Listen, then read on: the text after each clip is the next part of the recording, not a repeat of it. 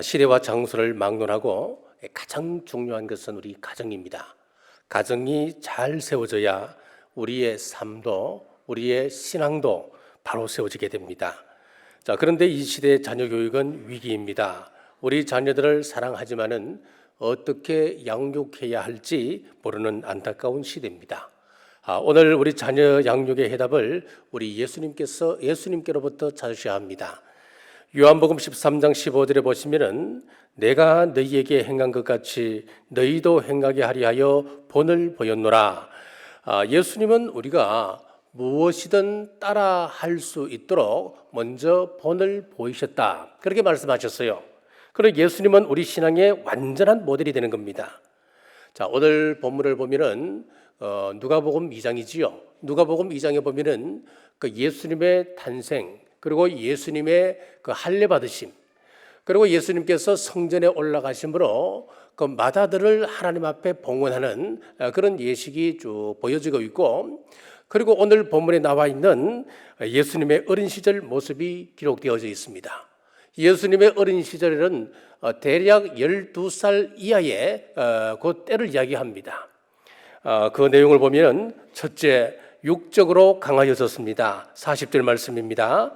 아기가 자라며 강하여지고 지혜가 충만하여 하나님의 은혜가 그 위에 있더라. 예수님은 어린 시절부터 육적으로 강하여졌고 또 건강하셨다. 성경 그렇게 기록하고 있어요. 강하여지며라고 하는 이 헬라어 원문의 표현을 보면은 힘이 부여되다, 커지다, 그런 뜻을 가지고 있습니다. 즉 예수님은 육적으로 자라가시면서 건강하신 분이었습니다. 건강한 육체에 건강한 정신이 있다라고 하는 말이 있듯이 대개 건강한 몸을 갖고 가는 사람들이 자기 관리 그리고 생각도 바릅니다. 그러니 우리 자녀들이 육적으로 건강하고 바르게 자라도록 잘 지도해주고 인도해줘야 합니다. 구약에서 우리 예수님의 모습을 예표하는 대표적인 인물이 있는데 바로 다윗입니다. 다윗의 어린 시절을 보면은 참 건강했습니다. 사무엘상 17장 34절에서 35절까지 보시면은 다윗이 사울에게 말하되 주의 종이 아버지의 양을 지킬 때에 사자나 곰이 와서 양떼에서 새끼를 물어가면 내가 따라가서 그것을 치고 그 입에서 새끼를 건져내었고 그것이 일어나 나를 해하고자 하면 내가 그 수염을 잡고 그를 쳐 죽였나이다. 사울왕 앞에 섰을 때 다윗의 나이가 얼마쯤 되었을까? 대략 17살 정도가 되었습니다. 17세 소년이면 아직까지 완전히 자란 그런 성인은 아니잖아요. 그런데 그 17세 된 그 아이가 왕 앞에 서서 하는 이야기가 내가 양을 지킬 때에 사자나 곰으로부터 양을 지켰다. 그리고 곰이나 사자를 내가 쳐 죽였다. 그렇게 이야기하거든요. 물론 물매를 던졌을 겁니다. 아마 여기서 물매를 던졌다고 했을 때에 대충 돌멩이를 던져서 사자를 죽일 수 있겠습니까? 요즘 말로 하면은 프로야구 투수들 이상으로 목숨 걸고 물맷돌질을 했지 않겠습니까? 연습을 철저히 했을 거예요. 그리고 42절에 보면은 그 블레셋 사람이 둘러보다가 다윗을 보고 업신여기니 이는 그가 젊고 붉고 용모가 아름다움이라. 골리앗이 다윗을 봤을 때 어떻게 봤느냐?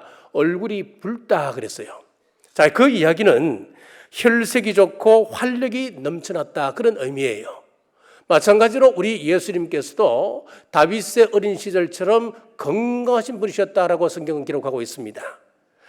누가복음 21장 11절에 보면은 곳곳에 큰 지진과 기근과 전염병이 있겠고 또 무서운 일과 하늘로부터 큰 징조들이 있으리라. 지금 이 시대는 7년 대환란의 시대는 아닙니다. 하지만 이미 7년 대환란의 전조들이 나타나고 있습니다. 교회들은 민주주의, 다원주의, 세속주의가 나타납니다. 영적으로 심각한 위기를 경험하고 있습니다. 성경의 권위가 무너지고 교회의 리더십이 무너집니다. 환경적으로도 보면 지금 코로나로 인해서 전 세계가 팬데믹에 빠져 있습니다. 그래서 우리 자녀들의 학교 수업도 비대면으로 진행될 때가 참 많습니다. 이 때문에 감정 교류도 없습니다. 육체적으로 신체 활동도 부족하여서 우리 자녀들이 우울증과 무기력증에 시달린다고 합니다.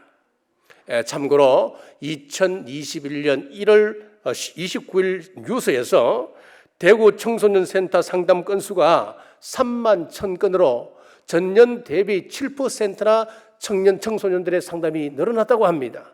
그 정도로 우리 아이들이 육적으로뿐만 아니라 정신적으로 어려움을 겪고 있다고 하는 이야기입니다. 이 위기의 때 우리 자녀들을 예수님처럼 강하고 건강하게 키우시길 주님의 이름으로 축복합니다. 둘째, 지혜가 충만했습니다. 40절 중반입니다. 지혜가 충만하여 하나님의 은혜가 그 위에 있더라. 여기서 지혜라고 하는 헬라어 원문을 보면은 소피아라고 하는 단어를 씁니다. 신령한 지혜, 깨닫는 지혜를 뜻합니다. 이것은 단순한 지식을 이야기하지 않습니다. 하늘에서 내린 말씀입니다. 자, 우리가 말씀을 흔히 두 종류로 나누게 됩니다. 첫째는 쉐마의 말씀인데, 이 쉐마라고 하는 것은 기록되어져 있는 말씀을 이야기합니다.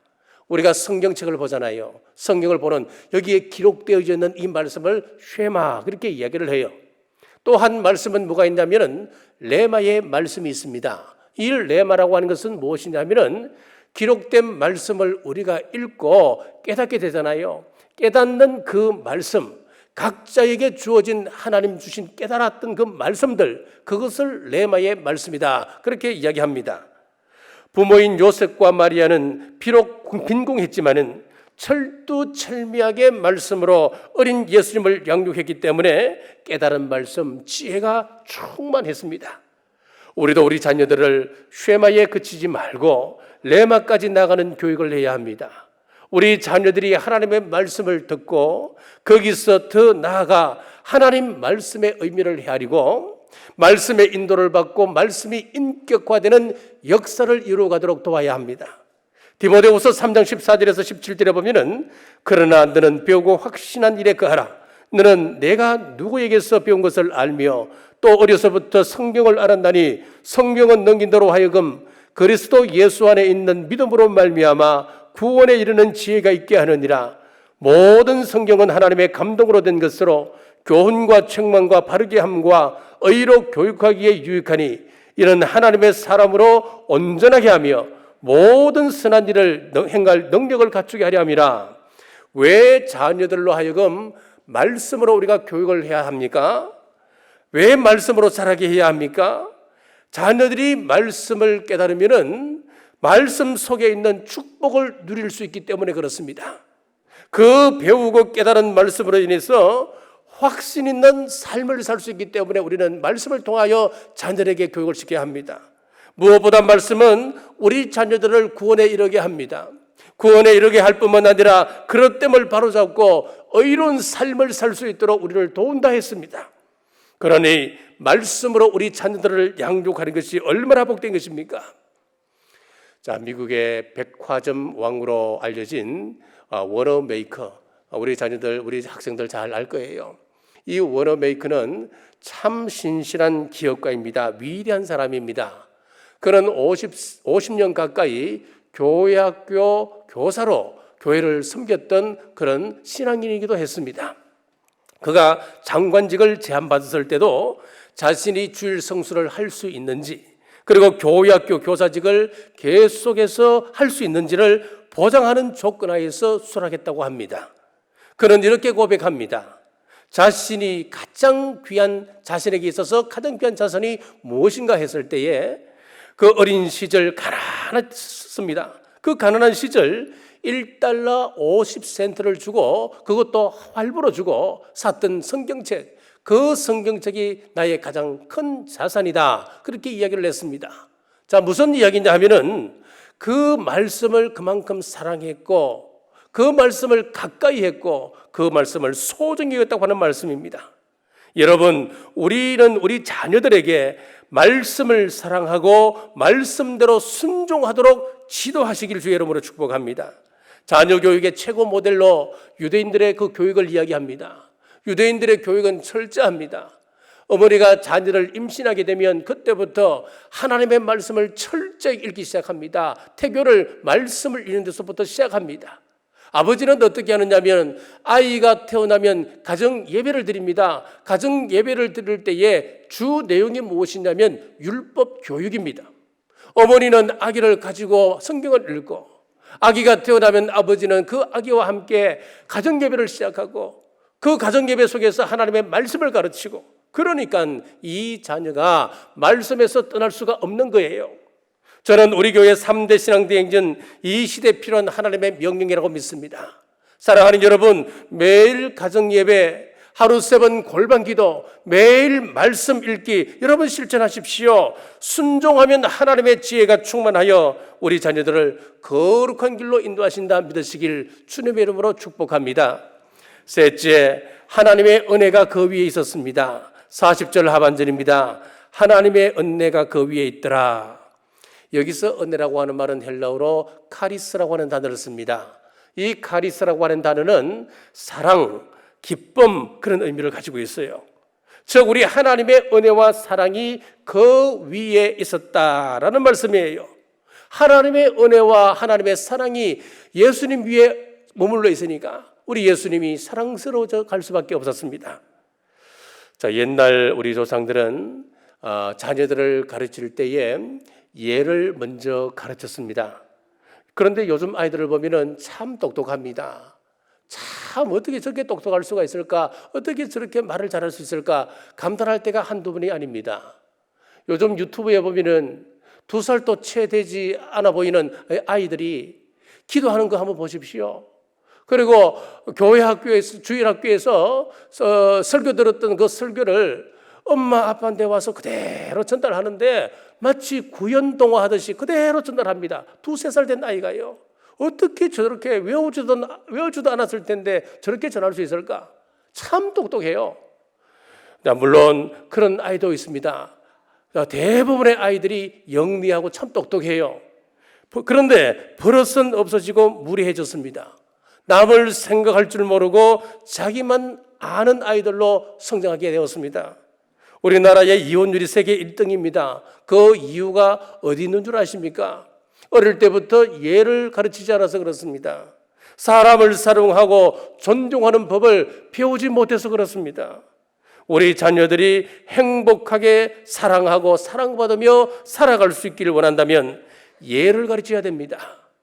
한자로 예를 보면은 하나님 앞에 제사 드리는 그런 모습이 형상화되어 있어요. 하나님 앞에 예를 다 하는 거예요. 그것이 바로 한문의 예고, 성경으로 보면 제사예요. 예배예요. 하나님의 은혜가 머물도록 해야 됩니다. 다윗의 이름의 뜻이 참 좋습니다. 사랑받다, 그런 뜻을 가지고 있습니다. 오늘 본문의 표현을 빌리자면 은혜 가운데 거한다, 그런 뜻을 가지고 있는 것이 다윗입니다. 아버지 이새가 이 아들이 하나님 앞에 사랑받는 자녀로 자라갈 수 있도록 소원을 담아서 다윗이라고 하는 이름을 지어주었습니다. 과연 그 이름답게 다윗은 하나님의 말씀과 율법을 떠나지 않았습니다. 율법을 지키고 하나님을 노래하며 끝까지 예를 지킬 때에 하나님의 사랑과 하나님의 은혜가 그 위에 머물러 있었습니다.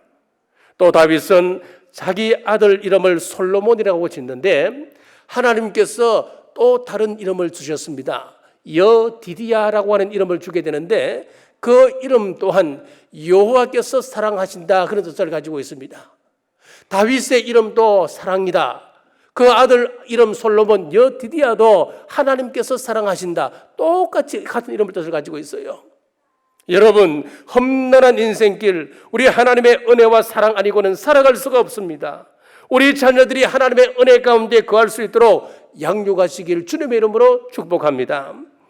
성경에서 참 이해하기 힘든 인물이 한 사람이 있습니다. 바로 야곱입니다.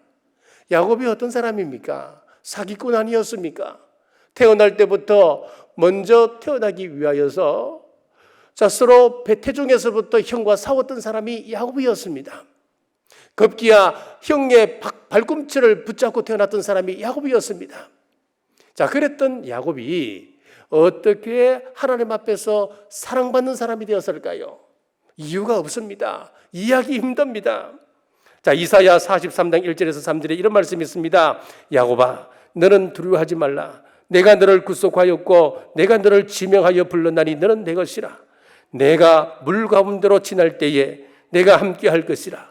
강을 건널 때에 물이 너를 침몰하지 못할 것이며 내가 불 가운데로 지날 때에 타지도 아니할 것이요 불꽃이 너를 사르지도 못하리니 대전하는 여호와 내 하나님이요 이스라엘의 거룩한 이요 내 구원자임이라. 여기 보면은 하나님께서 하시는 말씀이 내가 너를 구속하였다. 내가 너를 지명하였고 너를 내 것이라고 내가 이야기했다. 내가 마음에 작정했다. 네가 어떤 위험 가운데 처하든지 어떤 어려움에 처하든지 내가 반드시 너를 지킨다. 그렇게 말씀하고 있습니다. 왜 그럴까요? 자, 이유가 있습니다. 말라기 1장 2절입니다. 여호와께서 이르시되 내가 너희를 사랑하였노라 하니 너희는 이러기를 주께서 어떻게 우리를 사랑하셨나이까 하는도다. 나 여호와가 말하노라. 에서는 야곱의 형이 아니냐. 그러나 내가 야곱을 사랑하였고. 하나님께서 야곱을 사랑하셨기 때문입니다. 장자는 에서였습니다. 이스라엘에서 이 장자라고 하는 것은 굉장한 특권이 있고 하나님의 특별한 보살핌이 있는 그런 직분이었습니다. 그런데 장자가 에서였음에도 불구하고 하나님께서 뭐라고 말씀하시냐니까 내가 에서를 더 사랑했다. 그렇게 말씀한단 말이에요. 자, 이 사랑의 증거는 지금도 확인할 수가 있습니다. 야곱의 바뀐 이름이 이스라엘이지요. 이스라엘인데 야곱의 바뀐 이름 이스라엘이 그 후손의 국호가 되었습니다. 지금 이스라엘이라고 하는 그 나라는 야곱의 바뀐 이름입니다. 이스라엘은 우리나라 경기도와 강원도를 합한 그런 조그마한 나라입니다. 인구를 보더라도 전 세계에 흩어져 있는 유대인들을 다 합쳐도 겨우 1,500만 명밖에 1,500만 명입니다. 1,500만 명이면 우리나라 서울 인구가 1,000만 아닙니까? 그러면 1,500이면 서울보다 조금 많은 인구를 가진 나라가 바로 유대인들이라요. 자, 전 세계 인구 가운데 유대인 그러면 0.3%밖에 되지 않는데 노벨상이 몇 명이냐? 195명을 배출했습니다. 23%를 차지합니다. 미국 재벌의 23%가 유대인입니다. 미국 변호사가 70만 명이라 그러는데 20%인 14만 명이 유대인입니다. 방송과 언론을 쥐고 있는 것이 유대인입니다. 맨해튼 빌딩의 40%가 유대인 소유입니다. 뉴욕의 의사 과반수가 유대인입니다. 여러분, 이스라엘 사람들이 육적인 복을 받는 이유가 어디 있다고 생각하십니까? 그것은 바로 하나님의 약속 때문입니다. 하나님의 약속은 어떠합니까? 하나님의 약속은 너희가 하나님을 사랑하면은, 너희들이 하나님을 사랑하고 기록된 하나님의 계명을 지켜나가면은 수천 대까지 그 약속의 복이 이어진다. 그것이 우리 하나님의 약속이에요. 하나님의 사랑을 경험하고 하나님의 사랑 가운데 거하기만 한다면 우리가 하나님의 복을 누릴 수 있다고 하는 거예요. 그렇습니다. 우리 인생의 승리는 자신의 능력이나 재주에 달려있지 않습니다. 하나님께서 함께 주시지 않으면 아무것도 아닙니다. 복음성 가운데 은혜 아니면이라고 하는 곡이 있습니다. 후렴에 보면 이런 가사가 있어요. 은혜 아니면 나 서지 못하네. 십자가 그 사랑 그 은혜 아니면 나 서지 못하네. 그렇습니다. 우리는 하나님의 은혜 십자가 사랑으로만 올바로 설 수가 있습니다. 우리 자녀들이 하나님의 은혜로 십자가 사랑으로 서갈 수 있도록 양육하시길 주님의 이름으로 축복합니다. 말씀을 뵙겠습니다. 우리 예수님의 어린 시절부터처럼 우리 자녀들을 육적으로 건강하게 양육하십시오. 영적으로도 하나님의 지혜로 충만할 수 있도록 지도하십시오. 무엇보다도 하나님의 사랑과 은혜가 머물 수 있도록 우리 자녀들을 인도하십시오. 그래서 우리 자녀들이 하나님의 사람으로 우뚝 서서 주님 손에 들려 귀히 쓰임받기를 주님의 이름으로 축복합니다. 기도하겠습니다. 어린이 주일을 맞아 예수님의 어린 시절을 나누며 은혜 나누게 하심 감사합니다. 우리 주님은 키가 자라고 지혜가 자라감에 따라 하나님과 사람 앞에서 사랑스러운 분이셨습니다. 우리 자녀들도 하나님을 아는 지식이 날로 자라게 하시고 건강도 지켜주셔서 모든 관계에 있어서 부족함 없게 하옵소서. 야곱이 하나님의 사랑을 받을 때 그의 인생이 바뀌었습니다. 무엇보다 우리 자녀들이 하나님의 사랑받는 자녀 되어서 약속의 복을 누리게 하옵소서.